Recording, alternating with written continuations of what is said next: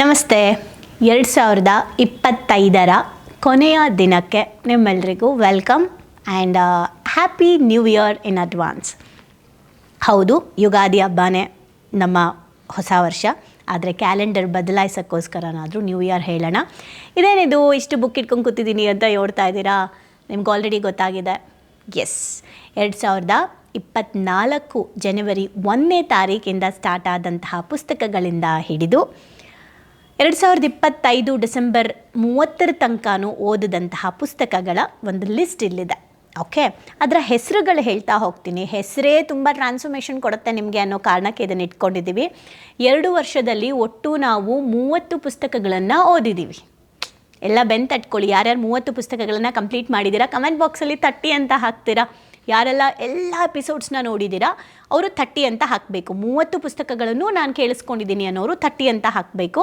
ನೋಡೋಣ, ನಾವೆಲ್ಲ ಭೇಟಿ ಆಗೋಣ. ಓಕೆ, ಸೊ ಯಾರೆಲ್ಲ ಮಧ್ಯದಿಂದ ಸ್ಟಾರ್ಟ್ ಮಾಡಿದ್ದೀರಾ, ಇವಾಗ ನೋಡ್ತಾ ಇದ್ದೀನಿ ಅಂತ ಹೇಳಿ, ಅಥವಾ ಒಂದ್ಸಲ ಪ್ಲೇಲಿಸ್ಟ್ಗೆ ಹೋಗ್ಬಿಟ್ಟು ಚೆಕ್ ಮಾಡಿಬಿಟ್ಟು ಹೇಳಿ ನೀವು ಎಷ್ಟು ಬುಕ್ನ ಕಂಪ್ಲೀಟ್ ಮಾಡಿದ್ದೀರಾ ಅಂತ.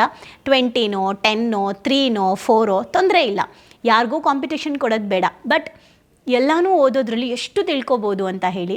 ಈ 30 ಬುಕ್ಗಳನ್ನು ಓದಿ ಮುಗಿಸೋಷ್ಟರಲ್ಲಿ ಎಷ್ಟು ಜ್ಞಾನ ಬಂದಿದೆ. ನೀವು ಈ ಕಮೆಂಟಲ್ಲಿ ಏನು ಹಾಕಬೇಕು ಗೊತ್ತಾ? 30 ಪುಸ್ತಕ ಕಂಪ್ಲೀಟ್ ಆಗಿದೆ. 30 ಪುಸ್ತಕ ಕಂಪ್ಲೀಟ್ ಆಗಿದೆ. ಮುಂಚೆ ನಾನು ಹೇಗಿದ್ದೆ, ಈ ಪುಸ್ತಕಗಳ ಪರಿವರ್ತನೆಯಿಂದ ನನ್ನ ಲೈಫಲ್ಲಿ ಆದಂಥ ಪರಿವರ್ತನೆ ಏನು ಅಂತ ಪಾಯಿಂಟ್ ಹಾಕಬೇಕು. ಪಾಯಿಂಟ್ 1, ಪಾಯಿಂಟ್ 2, 1 2 3 ಅಂತ. ಓಕೆ, ಟೈಪ್ ಮಾಡೋಕ್ಕೆ ಬರದೇ ಇರೋರಿಗೆ ತೊಂದರೆ ಇಲ್ಲ, ಬರೋರಾದರೂ ಹಾಕಿ. 1-2 ನಿಮಿಷ ಟೈಮ್ ಕೊಟ್ಟು ಹಾಕಿ. ಬಿಕಾಸ್ ಈ ವರ್ಷದಲ್ಲಿ ನಾವೆಲ್ಲ ರೀಕಾಲ್ ಮಾಡ್ಕೊಳ್ಳೋಣ. ಸೊ ನಾನು ಮೊದಲು ಸೆಲೆಕ್ಟ್ ಮಾಡಿದಂಥ ಪುಸ್ತಕ, ಮೊದಲನೇದಾಗಿ ಪುಸ್ತಕಗಳಿಂದ ಪರಿವರ್ತನೆ ಶುರು ಮಾಡ್ತೀನಿ ಅಂದ ತಕ್ಷಣ ನನಗೇನು ಪಾಸಿಟಿವ್ ಒಪಿನಿಯನ್ಸ್ ಏನು ಬರಲಿಲ್ಲ. ಆಬ್ವಿಯಸ್ಲಿ ಏನಾದ್ರು ಸ್ಟಾರ್ಟ್ ಮಾಡ್ತೀವಿ ಅಂದ ತಕ್ಷಣ ಯಾರೂ ನಮಗೆ ಶಬಾಷ್ ಹೋಗು ಅಂತ ಹೇಳಲ್ಲ. ಸೊ ಶುರು ಮಾಡಿದೆ. ಮಾಡೋ ಟೈಮಲ್ಲಿ ಇದೆಲ್ಲ ವರ್ಕ್ ಆಗೋಲ್ಲ. ದಿನ ಒಂದೊಂದು ಎಪಿಸೋಡ್ ಹಾಕಬೇಕು, ಹೇಗಾಗ್ತೀಯಾ, ನಿನಗೆ ತುಂಬ ಪ್ರೆಷರ್ ಆಗುತ್ತೆ, ಬೇರೆ ಕೆಲಸಗಳನ್ನ ಮಾಡೋಕ್ಕೆ ನಿಂಗೆ ಟೈಮ್ ಇರುತ್ತಾ ಅನ್ನೋದು ಬಂತು. ಎರಡನೇದು, ಬರೀ ಬುಕ್ ರಿವ್ಯೂ ಮಾಡೋದಲ್ಲ, ನೀನು ಒಂದೊಂದು ಪುಸ್ತಕದ ಚಾಪ್ಟರ್ನ ಓದಿ ಇಳಿದು ಲೈಫ್ಗೆ ಅಪ್ಲೈ ಮಾಡಿಕೊಂಡು ಕ್ಲೈಂಟ್ಸ್ ಎಕ್ಸಾಂಪಲ್ ಕೊಟ್ಟು ಓದಬೇಕು. ಅದೆಲ್ಲ ಓದ್ತಾ ನಿನ್ನ ಲೈಫ್ ಸ್ಟೋರೀಸೇ ಮುಗ್ದೋಗ್ಬಿಡಲ್ವಾ? ರಿಪೀಟೆಡ್ಲಿ ಅದನ್ನೇ ಹೇಳ್ತಾ ಇದ್ದೀನಿ ಅಂತ ಅನ್ಸಲ್ವಾ? ಇದೆಲ್ಲ ಲಾಂಗ್ ಟರ್ಮ್ ವರ್ಕ್ ಆಗಲ್ಲ ಅಂತ ಎಲ್ಲ ಹೇಳಿದ್ರು. ಬಟ್ ಅಟ್ಲೀಸ್ಟ್ 30 ಬುಕ್ಗಳನ್ನು ಕಂಪ್ಲೀಟ್ ಮಾಡೋಷ್ಟು ಜ್ಞಾನ ಭಗವಂತ ಆ ಟೈಮಿಗೆ ಕೊಟ್ಬಿಟ್ಟ ಅನ್ನೋ ಖುಷಿ ಇದೆ. ಬಿಕಾಸ್ ಸಾಕಷ್ಟು ಎಕ್ಸ್ಪೀರಿಯನ್ಸ್ನ ಈ ಪುಸ್ತಕಗಳಿಂದ ನಾನು ಮಾಡಿದ್ದೀನಿ. ಸಾಕಷ್ಟು ವಿಷಯಗಳನ್ನು ನಾನು ಕಲ್ತಿದ್ದೀನಿ, ಸಾಕಷ್ಟು ಅಪ್ಲೈ ಮಾಡ್ಕೊಂಡಿದ್ದೀನಿ. ನಿಜಕ್ಕೂ ಹೇಳ್ತೀನಿ, ಈ ಪುಸ್ತಕನ ಶುರು ಮಾಡೋ ಸಮಯದಲ್ಲಿ ನಾನು ತುಂಬಾ ಯಾರೂ ನನಗೆ ಸಪೋರ್ಟ್ ಇರಲಿಲ್ಲ. ನನ್ನ ಈ ಬಿಗಿನಿಂಗ್ ಇದರಲ್ಲಿ ಸಪೋರ್ಟ್ ಅಂದರೆ ಈ ಪಾತ್ರಕ್ಕೆ ನಂಗೆ ಯಾರೂ ಇಲ್ಲ ನನ್ನ ಸಪೋರ್ಟ್ಗೆ. ಬಟ್ ಈ ಒಂದೊಂದು ಪುಸ್ತಕನೂ ತಾನಾಗೇ ಸಪೋರ್ಟ್ ಮಾಡುವಂಥವ್ರನ್ನ ನನ್ನ ಹತ್ರ ಕರ್ಕೊಂಡ್ಬಂತು. ಸೊ ಪುಸ್ತಕದಿಂದ ಪರಿವರ್ತನೆ ಅನ್ನೋ ಕಾನ್ಸೆಪ್ಟ್ ಶುರುವಾಯಿತು. ಇವತ್ತು ನನ್ನ ಜೀವನನ ಬದಲಾಯಿಸೋದ್ರ ಜೊತೆಗೆ, ಪರಿವರ್ತನೆ ಮಾಡ್ಕೊಳ್ಳೋದ್ರ ಜೊತೆಗೆ ನಿಮಗೂ ಇದು ಹೆಲ್ಪ್ ಆಗಿದೆ ಅಂತ ಭಾವಿಸ್ತಾ, ನಮ್ಮ ಮೊದಲೇ ಪುಸ್ತಕ ಅಂಚೆಗೆ ಹೋಗದ ಪತ್ರ. ಇದನ್ನು ಓದಿದ್ದೀವಿ. ಸೊ ನನ್ನ ಮತ್ತು ಭಗವಂತನ ನಡುವೆ ಸಿಕ್ಕಾಪಟ್ಟೆ ಕ್ಲಾರಿಟಿ ಕೊಟ್ಟಿದ್ದು ಈ ಪುಸ್ತಕ.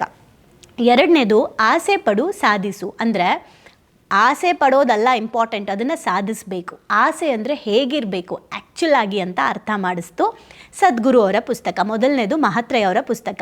ಮಹಾತ್ರೇಯ ಅವ್ರ ಪುಸ್ತಕ ಬಿಡಿ, ನಾನು ಅದನ್ನು ಸ್ಟಾರ್ಟ್ ಮಾಡಿದ್ದು ಒಂದು ಯೂನಿಕ್. ಅದನ್ನೇ ಯಾಕೆ ಫಸ್ಟ್ ತೊಗೊಂಡೆ ಅಂದರೆ ನನ್ನ ಲೈಫ್ ಮೊದಲನೇ ಪುಸ್ತಕ ಅದನ್ನೇ ಓದಿದ್ದು ನಾನು. ಓಕೆ, ಅಂದರೆ ಕರೆಕ್ಟಾಗಿ.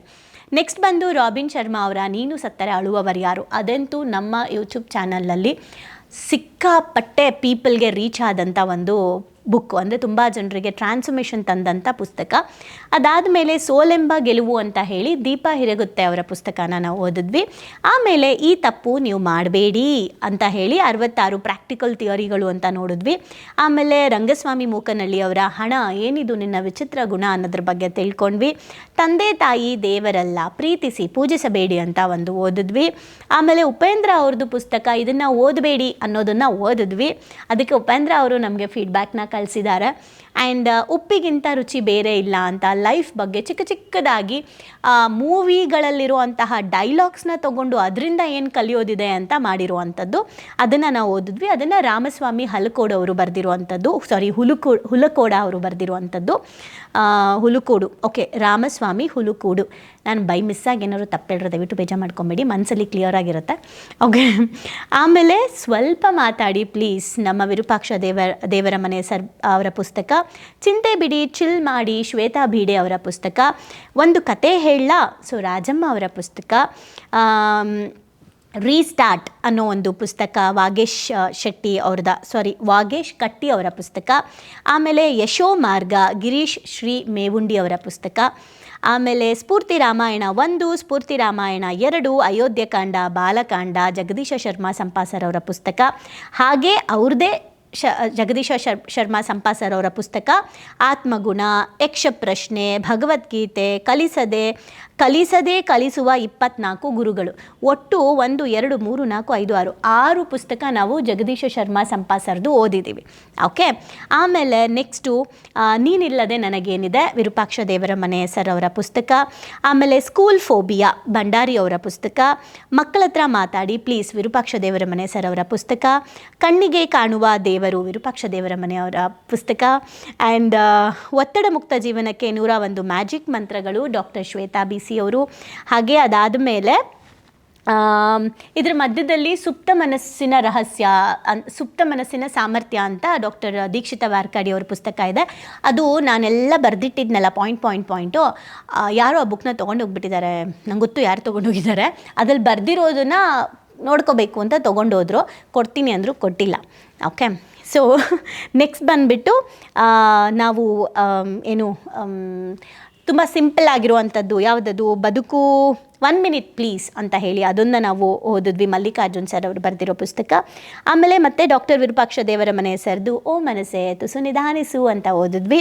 ಅದಾದ ಮೇಲೆ ಮನಸ್ಸೆ ಥ್ಯಾಂಕ್ ಯು ಅಂತ ಗೀರ್ವಾಣಿ ಅವರ ಪುಸ್ತಕ ಓದಿದ್ವಿ. ಅದಾದ ಮೇಲೆ ಕೊನೆಯದಾಗಿ ಓದಿದಂತಹ ಪುಸ್ತಕ ಮನಸ್ಸು ಜೋಪಾನ ಪದಚಿಹ್ನ ಅವ್ರದ್ದು ಓದಿದ್ವಿ. ಇಷ್ಟು ಪುಸ್ತಕಗಳು ಎಷ್ಟು ಜ್ಞಾನ ಕೊಟ್ಟಿದೆ ಅಂತ ನೀವು ಕಮೆಂಟ್ ಮಾಡಿ, ಅದು ನೀವು ತೋರಿಸೋ ಅಂಥ ಗ್ರ್ಯಾಟಿಟ್ಯೂಡ್ ಮೊದಲನೇದು. ಎರಡನೇದು ಎಷ್ಟು ಪುಸ್ತಕ ಓದಿದ್ದೀರಾ ಅಂತ ಕಮೆಂಟ್ ಮಾಡಿ. 30 ಕಂಪ್ಲೀಟ್ ಆಗಿದೆ ಅಂದರೆ 30 ಅಂತ ಹಾಕಬೇಕು. ಆ್ಯಂಡ್ ನೋಡೋಣ 30 ಕಂಪ್ಲೀಟ್ ಮಾಡಿರೋರಿಗೆ ಏನಾದರೂ ಒಂದು ಸ್ಪೆಷಲ್ಲಾಗಿ ಏನಾದರೂ ನನ್ನ ಕಡೆಯಿಂದ ಎಕ್ಸ್ಚೇಂಜ್ ಸಿಗುತ್ತಾ ಅಂತ ಎಕ್ಸ್ಪೆಕ್ಟೇಷನ್ ಇಟ್ಕೋಬೇಡಿ. ಓಕೆ, ಅದು ಪ್ರೀತಿ ಅಲ್ಲ, ಆದರೆ ಕೊಡೋದು ನೋಡೋಣ ಆಯಿತಾ. ಅದು ಯಾಕಂದರೆ ಯಾವುದು ಪ್ರಾಮಿಸ್ ಮಾಡಬಾರ್ದು ಅಂತ. ಸೊ 30 ಪುಸ್ತಕಗಳನ್ನು ಓದಿದ್ದೀನಿ ನಿಮ್ಮ ಜೊತೆಗೆ ನಾನು ಕೂಡ ಅನ್ನೋರು 30 ಅಂತ ಟೈಪ್ ಮಾಡಿ. ಇದನ್ನು ಶುರು ಮಾಡಬೇಕಾದ್ರೆ ಹೇಗಿತ್ತು ನಿಮ್ಮ ಲೈಫ್, ಇವಾಗೇನು ಪರಿವರ್ತನೆ ಆಗಿದೆ ಅಂತ ಪಾಯಿಂಟ್ ಬೈ ಪಾಯಿಂಟ್ ಬರೀರಿ. 100 ಪುಸ್ತಕಗಳನ್ನು ಕಂಪ್ಲೀಟ್ ಮಾಡೋಣ, ಏನಂತೀರಾ? ಸೊ 30 ಪುಸ್ತಕ ಕಂಪ್ಲೀಟ್ ಆಗಿದೆ. ಇನ್ನು ರಿಮೈನಿಂಗ್ ಎಷ್ಟು ಪುಸ್ತಕ ಇದೆ ಅಷ್ಟು ಪುಸ್ತಕಗಳನ್ನು ನಾವು ಕಂಪ್ಲೀಟ್ ಮಾಡೋಣ. ಅಫ್ಕೋರ್ಸ್ ಇನ್ನು 70 ಪುಸ್ತಕ ಇದೆ, ಇನ್ನು 70 ಪುಸ್ತಕ ಓದಬೇಕು. ಅದು ನಮ್ಮ ಕನ್ನಡದ ಪುಸ್ತಕಗಳು. ನೋಡೋಣ, ನಮಗೋಸ್ಕರ ಬರ್ತಾ ಇರುತ್ತೆ ಅನಿಸುತ್ತೆ, ಓದೋಣ. And good news, January Sankranti ಟೈಮಲ್ಲಿ ನನ್ನ ಒಂದು ಪುಸ್ತಕ ಕೂಡ ಮಾರ್ಕೆಟ್ಗೆ ಬರ್ತಾ ಇದೆ. ಅದು ನಿಮ್ಮ ಪುಸ್ತಕ ಆಗೋಕ್ಕೆ ಹೋಗ್ತಾ ಇದೆ. ಆ ಪುಸ್ತಕದಲ್ಲಿ ಏನಿದೆ ಅದೆಲ್ಲ ನಾನು ಆಮೇಲೆ ಡಿಸ್ಕಷನ್ ಮಾಡ್ತೀನಿ. ಈ ಪುಸ್ತಕ ಅಲ್ಲ, ವರ್ಕ್ಶೀಟ್ ಆಗಿ ಬರ್ತಾ ಇದೆ. ಪ್ರತಿಯೊಬ್ಬರಿಗೂ ಹೊಸ ವರ್ಷಕ್ಕೆ ಹೊಸ ಜೀವನ ಸ್ಟಾರ್ಟ್ ಮಾಡೋಕ್ಕೆ ಯಾರಾದರೂ ಆಸೆ ಇದ್ದರೆ, ನಿಮ್ಮ ಕಡೆಯವ್ರಿಗೆ ಯಾರಿಗಾದರೂ ಹೊಸ ಲೈಫ್ನ ಶುರು ಮಾಡಲಿ ಅಂತ ಆಸೆ ಪಡ್ತಾ ಇದ್ದರೆ ನೀವು ಖಂಡಿತ ಅವ್ರಿಗೆ ಗಿಫ್ಟ್ ಕೊಡ್ಬೋದು. ಅದರಿಂದ ಅವ್ರ ಲೈಫಲ್ಲಿ ಕಲಿಯೋಕ್ಕೆ ಸ್ಟಾರ್ಟ್ ಅಲ್ಲ, ಅಳವಡಿಸ್ಕೊಳ್ಳೋಕ್ಕೆ ಸ್ಟಾರ್ಟ್ ಮಾಡ್ತಾರೆ. ಆ ಥರದ ಒಂದು ಪುಸ್ತಕನ ನಾವು ಲಾಂಚ್ ಮಾಡ್ತಾ ಇದ್ದೀವಿ. ಆ್ಯಂಡ್ ನಾನೇ ಬರೆದಿರುವಂತಹ ಪುಸ್ತಕ ನಿಮಗೆ ಜನವರಿ ಸಂಕ್ರಾಂತಿ ಹಬ್ಬದ ನಂತರ ಸಿಗುತ್ತೆ. ಸೊ 2024-25ರಲ್ಲಿ ಈ ಪುಸ್ತಕಗಳಿಂದ ನಮಗಾದ ಪರಿವರ್ತನೆಗೆ ಥ್ಯಾಂಕ್ಸ್ ಹೇಳೋಣ. ಆ್ಯಂಡ್ ಈ ಐಡಿಯಾ ಕೊಟ್ಟಿದ್ದಕ್ಕೆ ಭಗವಂತನಿಗೆ ಥ್ಯಾಂಕ್ಸ್. ಇದಕ್ಕೆ ಸಪೋರ್ಟ್ ಮಾಡಿದಂಥ ನಮ್ಮ ಕ್ಯಾಮ್ರಾ ಇಟ್ಟಂಥ ಎಡಿಟ್ ಮಾಡಿದಂಥ ಎಲ್ಲರಿಗೂ ಥ್ಯಾಂಕ್ ಯು. ಆ್ಯಂಡ್ ಪುಸ್ತಕದ ಲೇಖಕರುಗಳಿಗೆ ಸಾವನ ಪಬ್ಲಿಕೇಷನಿಂದ ಆಲ್ಮೋಸ್ಟ್ ನಮ್ಮ ಪುಸ್ತಕಗಳನ್ನು ನಾವು ಓದಿರೋ ಅಂಥದ್ದು 4 ಪುಸ್ತಕ ಮಾತ್ರ ಬೇರೆ ಒಂದು ಪಬ್ಲಿಕೇಷನಿಂದ ನಾನು ಓದಿದ್ದೀನಿ. ಅದು ಬಿಟ್ಟು ಮಿಕ್ಕಿದ್ದ 26 ಪುಸ್ತಕಗಳು ಕೂಡ ಸಾವನ ಪಬ್ಲಿಕೇಷನಿಂದ ಓದಿರುವಂಥದ್ದು. ಸೊ ಜಮೀಲ್ ಸರ್ಗೂ ಕೂಡ ತುಂಬ ಥ್ಯಾಂಕ್ಸ್ ಹೇಳ್ತೀನಿ. ಹೇಗಿತ್ತು ಈ 2 ವರ್ಷ ಪುಸ್ತಕಗಳಿಂದ ಅನ್ನೋದನ್ನು ಕಮೆಂಟ್ ಮಾಡಿ. Thank you.